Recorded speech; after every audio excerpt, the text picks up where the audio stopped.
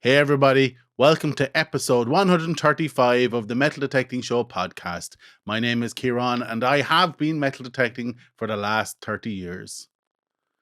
This week we talk about iron, but before we start, I want to do a special call out to Dave Cruikshank, who last week let me know that I hadn't uploaded the podcast correctly onto my service provider and had provided to you guys only 7 seconds of content. So you can thank Dave with all your hearts and souls because I managed to fix it fairly quick on Thursday. So again, thanks Dave. This week we talk about iron. We're taught to hate it, however, it's so important it had an age named after it. It's everywhere. Cast iron, steel, stainless steel, wrought iron, it's everywhere. So let's start with the basics. Iron is represented by the symbol Fe and is number 26 on the atomic table. Iron has a relative high resistivity of 32 by 10 to the minus 5 ohms per centimeter and a mid-range conductivity of 11.2 by 10 to the minus 6 Siemens per meter, which, if you were hunting pure iron, would put it right beside platinum in the conductivity scale. However, iron rarely exists for long in its pure form in the wild, as it oxidizes easily, which significantly affects the conductivity, as the amount of oxides that exist in the target greatly affect this conductivity. This is why your detector gives a low grunt when it detects a ferrous target, as these ferrous targets or iron mixed with iron oxide targets sit right at the bottom of the conductivity scale and conversely, right at the bottom of your VDI scale on your detector. This formation of Fe2O3, which is the chemical symbols of iron oxide or rust, doesn't happen overnight and is dependent on a lot of different factors, but the main factor being humidity. This is why cars last longer in the desert, much longer than they would on the beach, and is why it is very rare to find Iron Age artifacts outside of these arid areas, simply because the humidity is too high and they tend to rust away into the environment. Should you discriminate out iron completely? Yes, unless you've done your research on the area and are specifically looking for iron-based relics. I did a great episode on relic hunting a few years ago, so check that out. So it's down to what you desire. Do you desire Roman swords, shields, cannonballs, World War II relics? If yes is the answer, then learn to love the iron. Go all metal mode, especially if you're in an area that has a high potential for finding any of those lovely finds. I generally run all metal mode or with zero discrimination in low trash areas and let my ears do the discriminating for me. Another technique is to turn on your discrimination. However, turn your threshold up till it becomes an audible hum in your ears. And then when you run over an iron target, it will null out that threshold. So you can use your ears then as part of the discrimination in making that call of dig or no dig. This is where iffy signals come from, because the iron or ferrous portion of the target's signal is nulled out, resulting in a scratchy or iffy tone presented to you in your headphones. If the iron portion of the target is great enough, you'll end up with a phenomenon called iron masking, where the whole target gets nulled out as a result of the large iron portion of the target.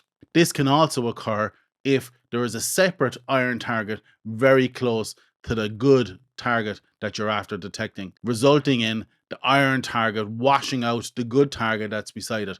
And like I said, this is called iron masking. But generally, we tend to call this target masking. However, a good detector with good separation, which is essentially response and recovery, should be able to get around that situation and present the good target to you every time. There are several other features attributed to iron in metal detecting. It's so important. Features like iron audio, where a specific tone is attributed to the iron portion of a signal. If you own an Equinox, you'll be familiar with iron bias, which is an adjustment of how your detector presents an iron target based on its iron content. If you set the iron bias on your Equinox to high and it detects a target that has some level of iron in it, it will potentially discriminate out that. And vice versa, if you set your iron bias to low and detect that same target, it will present that same target as potentially a good find because you're not biased towards the iron side of the target.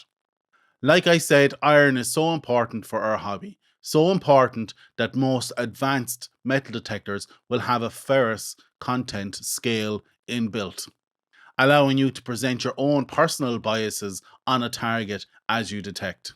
As a detectorist, you are going to find a lot of iron, and some of it will be keepers. So, how do you go about preserving iron?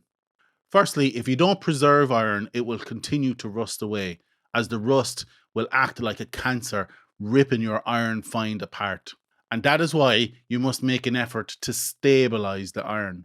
And that's the first step in preserving an iron find, is to figure out if the iron content has stabilized or if it's continuing to rust.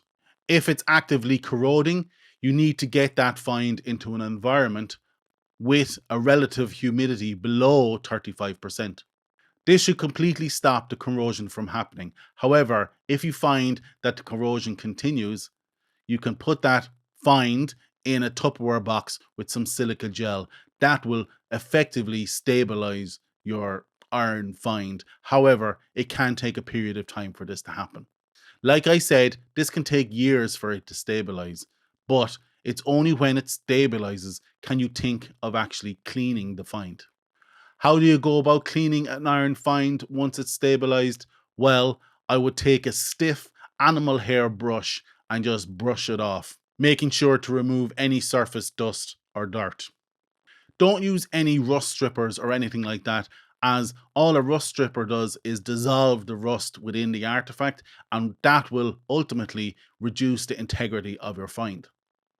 If after removing the dirt and dust from the surface of your target, you find that it is stable enough and robust enough for you to continue, you can then take some steel wool to the find to clean it further, but only if it's able to handle it. At this point, people can add oil, paint it, do whatever, but I don't recommend any of that stuff because one, oil is very hard to get off if you need to get it off in the future. Paint will result in you having to strip the paint off it. So for me, I tend to just leave it as is for a while in a Tupperware box with some silica gel and let it sit there for a while to percolate, I suppose. But if the find is going to remain in a stable environment, you can do what the museums do and coat the find in tannic acid. This gives it a blue-black finish. However, it prevents the find from re-rusting. Like I said at the start, iron has a tendency to rust, so you must store these finds in a container with a low relative humidity below 35%, in fact. This will ensure that the find doesn't start rusting again. You might have noticed I didn't mention electrolysis or acid dipping when talking about restoring an iron find. These are reductive techniques, and you might as well take an angle grinder to them, because what happens is when you obviously dip it in acid, that just strips away the rust, leaving you with nothing.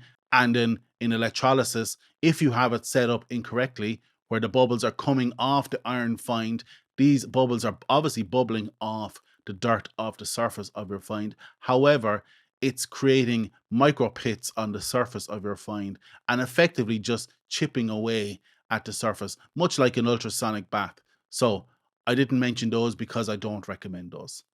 However, you can use electrolysis or reverse electrolysis or electroplating to help stabilize the find. How you do this is you apply your positive terminal to the iron find and your negative terminal to an iron source. You put these in a salt solution and you apply a current to it. What then happens is the iron ions from the negative side move towards your iron target on the positive side. This results in a stabilizing of the corrosion within the iron find. However, this is only recommended for large targets such as cannonballs and bigger. If you go this route, it will take a long time, but just make sure that you have your terminals set up correctly and you don't have bubbles coming off your iron find, as this is effectively stripping away the iron, like I said in electrolysis earlier. So you can see there's a lot to learn and understand about iron when it comes to metal detecting.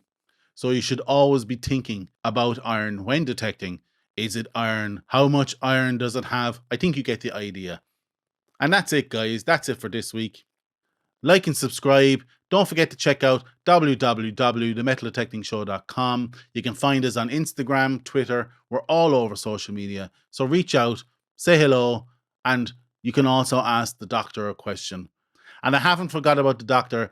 We have a couple of questions waiting in the wings for the next couple of weeks. Thanks again, guys. Get out there. Good luck and happy hunting. And we see you all again next week.